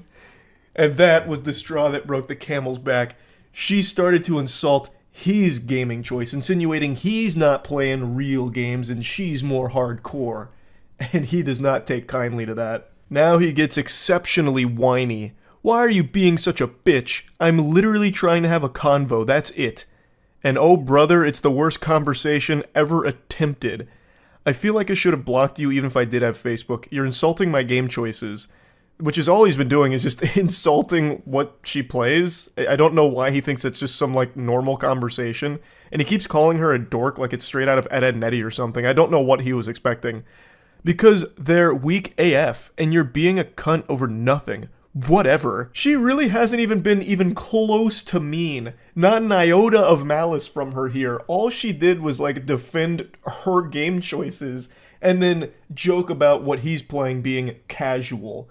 Which it is. Fucking Rocket League, Madden, Battlefield. Like, what are you talking about? It's not like you're some kind of hardcore gamer playing some niche shit. You're playing the most mainstream games ever. Like, it's so silly. I don't know why he thinks that she's some supervillain that's just been doing nothing but belittling him. He started it, and she's not even doing anything mean. Does your mom know you talk to women like this? My mom won't around. Why, TF, you bringing that up? That checks out. You have zero respect for me or anyone. You're just a fat bitch who does nothing and leads people on. You're nothing. Fuck you, I was being nice. If this is him being nice, I am so curious to see what him being mean looks like. He immediately just breaks down into his fucking soiled diaper meltdown. You're a fat bitch! And he keeps using the wrong "you're." He never even accidentally gets the correct form of "you're" in any of his statements here, which grinds my ass a little bit. But then he's like, you just lead people on. What? How? How did she lead you on? By responding to you? Granted, this is probably the first woman that has ever responded to a text message from this guy, so maybe that's like where things got misconstrued. He thought that since she responded to his initial message, she must be interested. This is so baffling, it's making my voice crack. My vocal folds are freaking out because it's so odd that someone could have a rotted brain like this. No wonder you can't get a boyfriend, bitch. I don't settle for trash like your baby moms. You called me a liar, shit on my games, play even more trash games. At least they gettin' dick, unlike your fugly ass. You have no idea what you do. What does that mean? You have no idea what you do? I don't even understand what that statement's supposed to mean. Bet you have fucking herpes, you fat piece of shit. How many kids do you have custody of again, lol? How many of your boyfriends died? Which, I'm guessing these two must know each other through Facebook mutuals or something, so he must see like some of the stuff that she posts, because that sounds legitimately extremely personal. And if that is a real situation that one of her partners died, that is one of the most vile fucking things you can say to somebody, and this guy is an irredeemable, insufferable piece of shit. Wow, so this is what you do to get girls? Insult them? Again, I was playing, but you had to be a cunt. What do you mean you were playing? Your whole thing was just being aggressive from the start by just constantly spamming the word dork while insulting her playing Animal Crossing. She then continues to just take the piss, so she goes, okay, I'm sorry, I've been going through shit too. How are you at Rocket League anyway?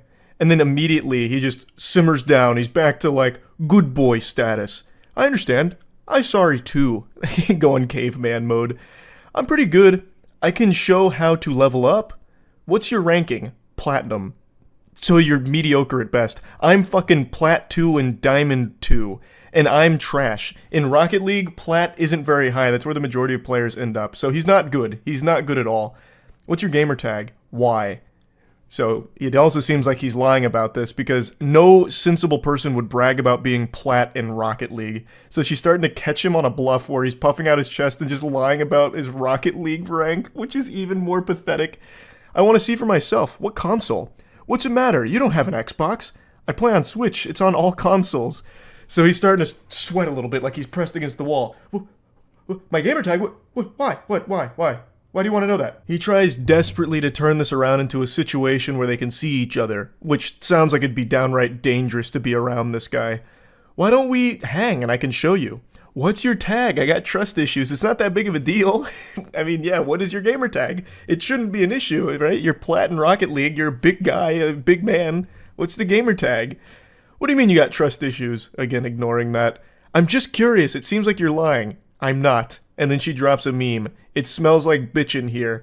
Which is just genuinely a normal, silly meme. It's not even like mean. If anything, it's clearly meant to be like a joke. And for some reason, this sets him off in the biggest way yet. A fucking atomic bomb in his brain here. And he unleashes the Godzilla heat breath.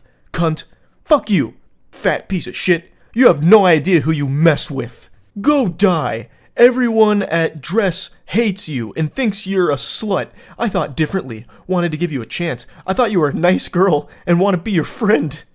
I'm sure this was the best way you can do it. By the way, I have a fresh meme. Taking care of my kids, lying to women about my Rocket League rank. So she's just dropping some memes on him at this point here, just adding insult to injury. To which he responds, just kill yourself already. He's trapped in 2009 Xbox Live gamer zone. He's really fucking struggling here, treading water. I can hear the tears in his eyes right now. Literally feel them through his sad texting. Forever hard stuck plat in Rocket League and forever hard stuck being alone in life with an attitude like this. What an absolute curse. He just continues speaking like an anime villain. Fucking with me, you slut. Wait, can I not get dick, or am I a slut? Pointing out a contradiction because he keeps calling her a slut and then also saying that she can't get any wiener. So he's all over the place. He's scrambled. Yeah, I'd bet you'd want it after this, you whore. Choke on a dick, whale. Just continues having a fucking conniption. Can't believe I wanted to build something with someone so dumb and nasty. And then again, she just responds with another meme. Like, what do you mean you wanted to build something with her? You reached out about feeling like you'd been blocked and immediately started calling her a liar. What world are you living in? What fantasy land? What? You immediately start by calling her a liar and then insulting her choice of games and talking about how you're like a real alpha gamer, not like an Animal Cross gamer like she is. It's fascinating. This is what I mean. Like, it's actually intriguing how someone's mind could end up so poisoned. Like, it is hard for me to comprehend it. Like, I don't get it. He is so all over the place. Like, he starts by getting really mean and aggressive, insulting her games and all of that, you know, then gets really personal, and then she's able to de-aggro him by talking about his Rocket League rank, which it calms him down, feeds him a warm bottle of milk. And then the second she drops a meme making a joke, again, he explodes once more. It's just so peculiar. Anyway, though, here's the finale. Everyone knows you're a slut. A little fat slut who uses people. Again, this comes out of fucking nowhere. She didn't use you. She didn't lead you on. She didn't do anything besides just respond to your initial unhinged messages. Couldn't get a boyfriend for years. That's because everyone... it keeps going. Got too much time in your hands, but I bet your mouth is filled with someone's nasty dick. And she just goes, yep, not yours. That's the end of their exchange. I imagine she probably blocked him again, which is the safe thing to do. What a creepy lunatic. An actual fucking unsafe to be around individual. Like, this all happened over nothing. Actually nothing. Started because of not having access to some memes that he liked. Oh, painful. I had to share this one.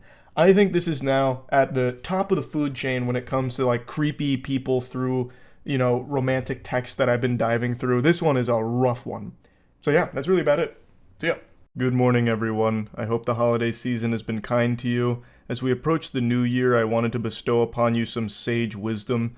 As we get into 2024, I imagine many of you are going to choose a New Year's resolution to be more confident, and I just wanted to show you what it looks like when you go a little too hog wild and immediately blow it and pretty much fail the New Year's resolution before it even begins. This exchange was shared today. The two people here have met a few times and there was nothing odd about any of it.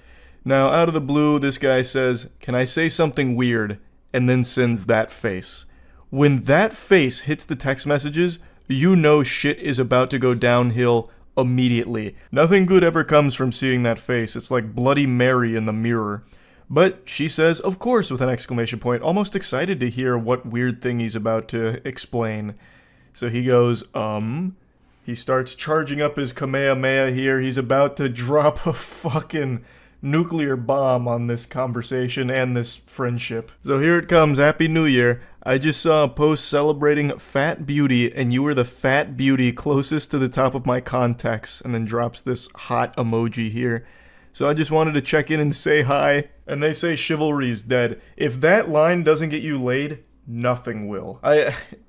Flirting has never looked so good. So how did she respond to this silver-tongued devil? Holy fucking hell. We'll just casually act like you didn't just say that. And he's dumbfounded. He can't process what went wrong here. He goes, I understand how that was the wrong thing for me to say. Actually, I don't. Please explain how I can prevent making someone uncomfortable in the future.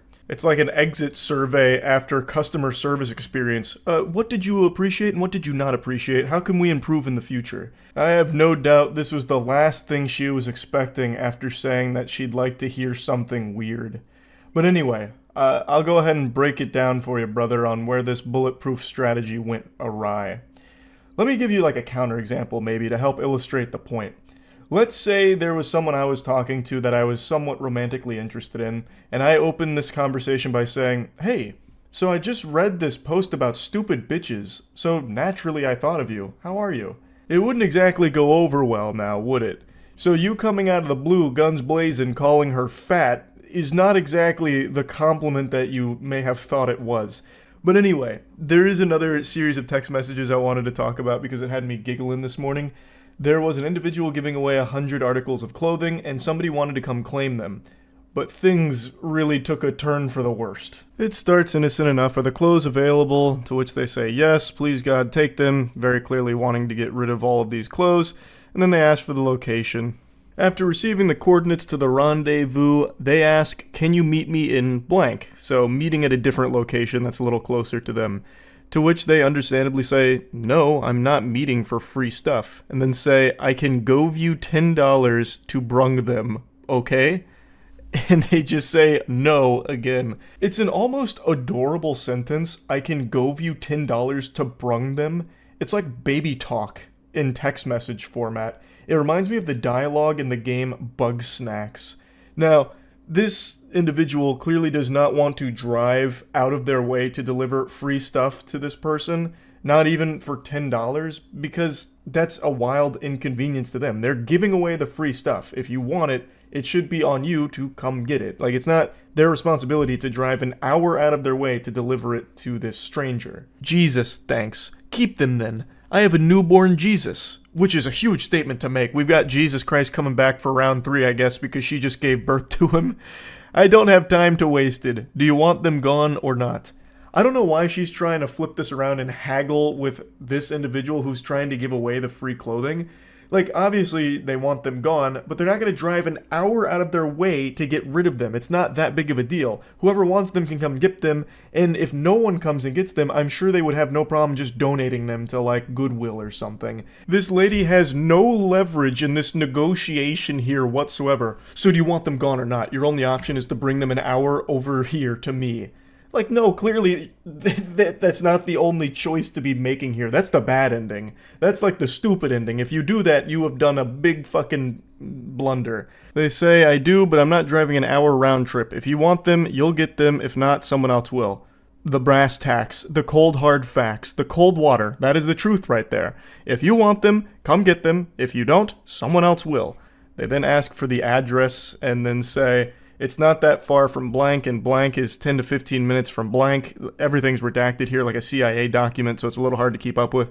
But they're still trying to find a way for them to bring the clothes closer to them so it's more convenient for them to pick up the free shit.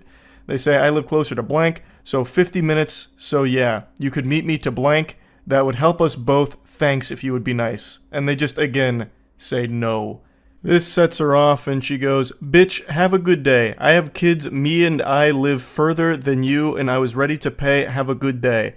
To which they say, I have kids too, doesn't make you special. I ask because everything expensive, I would drive down me for someone, obviously English people are actually asshole.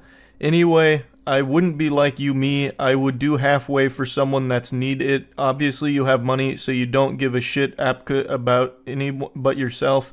You were rude. That's also what I didn't like. Instead of figuring something out for both of us as well, so you're mama person, not me? I'm not sure what that word is because it's blocked by the arrow.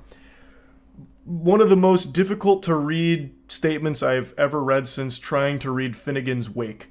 I recognize English may not be her first language here, but goodness gracious, that was a lot to try and get a grasp on here. So I believe what she's trying to say is that if the roles were reversed, and she was the one giving away free clothes, she would have no problem driving an hour out of her way to give them to someone. Which is a load of dirty barnacles. What a fucking load of fish paste. What are you talking about? You won't even drive over here and get the free clothes that she's offering. You're making a big stink about it. So how the fuck am I supposed to believe that you would drive an hour out of your way to bring someone else free clothes when you won't even go here to get them without making a huge deal out of trying to get her to come to you instead? What a ridiculous statement. What an outright fucking lie. You're telling a fib. And liars will go to hell because it's a sin. She also wasn't rude, by the way. She's giving away free clothes and you're trying to take advantage of her kindness and try and push her to do even more for you, for your own convenience. You are the rude asshole, not the person giving away the free clothes. I know things are expensive, that's why I'm giving these away, but I'm not spending time driving to meet someone just to give them away. Like, would you? I would have paid with the only little money I have, so thanks. Yes, I would. Thanks. Go to church.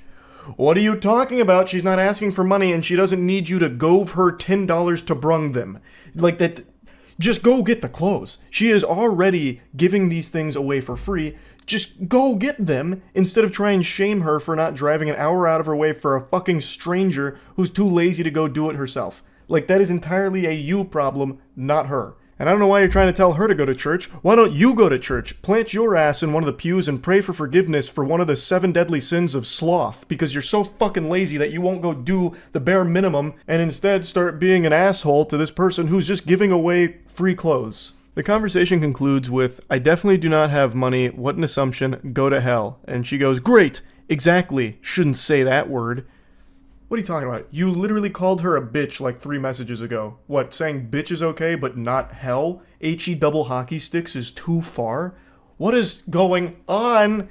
How can you be such a miserable piece of shit? Like, this person is already giving away free clothes. And instead of going to get them and saying thank you, you try and shame them into driving an hour out of their way for your own convenience. How can you be so selfish? The entitlement here is absolutely incomprehensible. I just had to talk about it. This one had me giggling, but also fuming a little bit. Just trying to understand how people like this exist. This is free items that you are making a huge problem out of because they won't drive an hour out of their way for you for it. It's so crazy to me. But anyway, yeah, I just want to talk about these a little bit. That's it. See ya. I hope you've been practicing your ha-ha-has, doing your laughing stretches, because we're about to have ourselves a real giggle fit here over this weirdo loser embarrassing himself in a big way. This post blew up on Twitter right now, so it seems like I'm not the only one with a naughty little guilty pleasure here who enjoys laughing at unhinged creeps. So the woman here has been talking to this fine, gentle sir from Bumble, and she asks him, I guess I'm just wondering what your expectations are from a partner. He goes, like, in terms of expectations from women? Or men, I don't know how you swing. And he goes, women, not men. He uses 2 periods here, so it feels like this was very serious to him. He put his foot down on that one, so there would be no confusion. So then she says, lol, okay, then yeah, what are your expectations for your girlfriend, wife, whatever? Can I be honest about it? It might be seen as outdated or something, haha. To which he says, yeah, of course, this is a judgment-free zone. It's almost cute to imagine him typing that, can I be honest about it? And then she has to reassure him, like, yeah, of course, this is a safe space for a super special Sigma like you. And she's about to unleash the demon with that one. She doesn't know what deal with the devil she just made here. Now, while she might not be judging him, I certainly will be. I'm gonna be judging this motherfucker like dread. I'm gonna charge him with the capital offense of cringe here, because it's about to get brutal. So he spills his guts. Honestly, I'm looking for a traditionally feminine woman, someone who isn't going to mind being the child rearer and homemaker, someone who's going to take care of her appearance and herself and just all around is content to be a female in our relationship. I know that's pretty anti-feminist or whatever, but it's just how I feel. Lol. So he expresses his preference when it comes to a relationship and a partner, and all power to you. I believe this is something called tradwife, a term I just recently learned with this post going viral. So forgive me if I'm not 100% familiar with the nomenclature here or what it means, but based on what I've read, it refers to like a stay-at-home partner who will cook, clean, and take care of the children. Basically anything you used to see in old black and white television shows when it comes to the family dynamic is what tradwife refers to. It even stands for traditional wife, I think. So he's just expressing that that's what he's looking for here, and she responds very positively to it, saying, "Oh, slay, I don't think that's anti-feminist or outdated at all. To be honest, that's pretty similar to what I want too, lol. Kind of my dream if I'm being honest." And he goes, "Really? Well, ruh-oh, Raggy, we've got ourselves a real match made in heaven. These two are sounding perfect for each other. What they want out of a relationship and a partner seems to align wonderfully." So what could possibly go wrong here, right? I mean, how do you fuck this up? This is like fate bringing the two perfect soulmates together from the sound of things. So she goes even further. She's excited. She goes, "Yeah, double exclamation point." She's fucking pumping her fist here. "I'd love to be able to focus on making my house a home, working on myself, and just be taken care of without having to stress about expenses or money." And then here's where it starts to go tits up. "What do you mean?" There's cracks in the ship. It's starting to sink. He's got his monocle on. He's about to start investigating, interrogating. He's entering fight-or-flight mode because something here went awry in his eyes, and he's not too happy about it. So she explains, "Just that I'd love a traditional man who's going to cover my expenses and make sure I'm getting what I want. Someone who brings that kind of masculine energy." And he goes, "So you're looking for a guy who isn't going to mind buying you whatever you want and basically will just bankroll your whole life?" She's like, "I don't know if I'd put it like that. I think you're starting to see where this is going. You're about to see the fork in the road and we're going down the path to Insano style. So you're a gold digger / user, basically." And she goes, "More like someone who will take care of our family financially so I can take care of him and his kids, etc." And she goes, "No, LMAO, I promise," referring to not being a gold digger. How is that any different from you wanting your girlfriend / wife to take care of the home and their kids? Feels like a double standard for you to call me a gold digger. Now let's break this down here and follow the breadcrumbs of his logic. So he wants a stay-at-home wife that will take care of the kids, cook, clean, do laundry, wipe his ass, wipe his tears when he fails his bronze to silver promos in League of Legends for the 50th time in a row. But when she expresses that she'd want a traditional masculine husband that would be working and providing financially for both her and the household, he takes a big issue with that. He starts wiggling his finger. "Well, actually, I shouldn't have to do those things. You're a gold digger for expecting that of me." And that doesn't make a whole lot of sense because as the initial tweet points out, he wants a traditional wife without him being a traditional husband.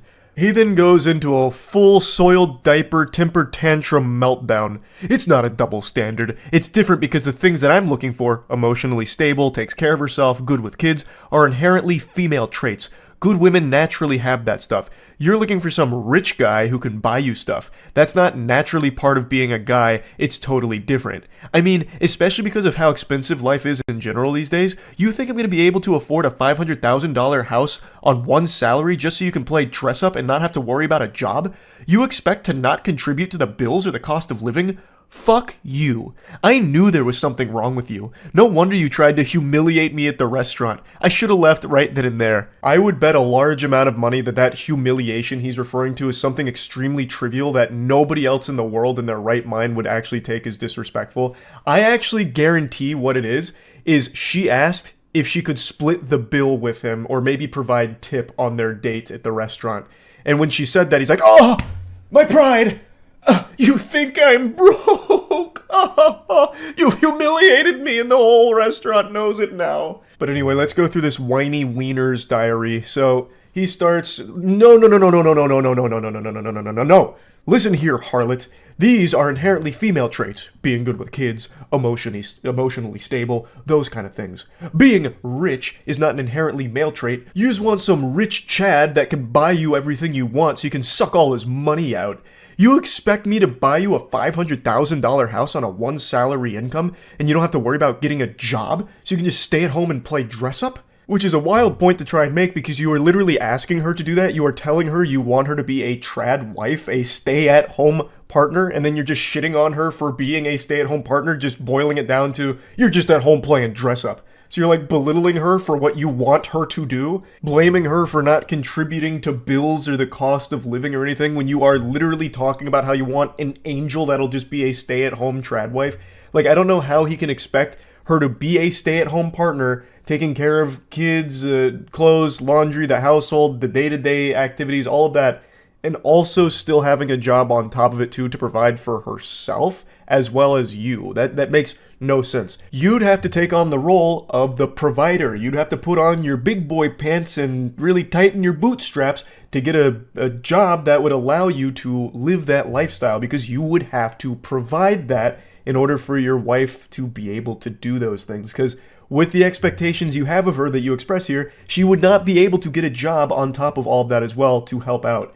That's why the trad wife model also needs the trad husband on top of it that would be providing it.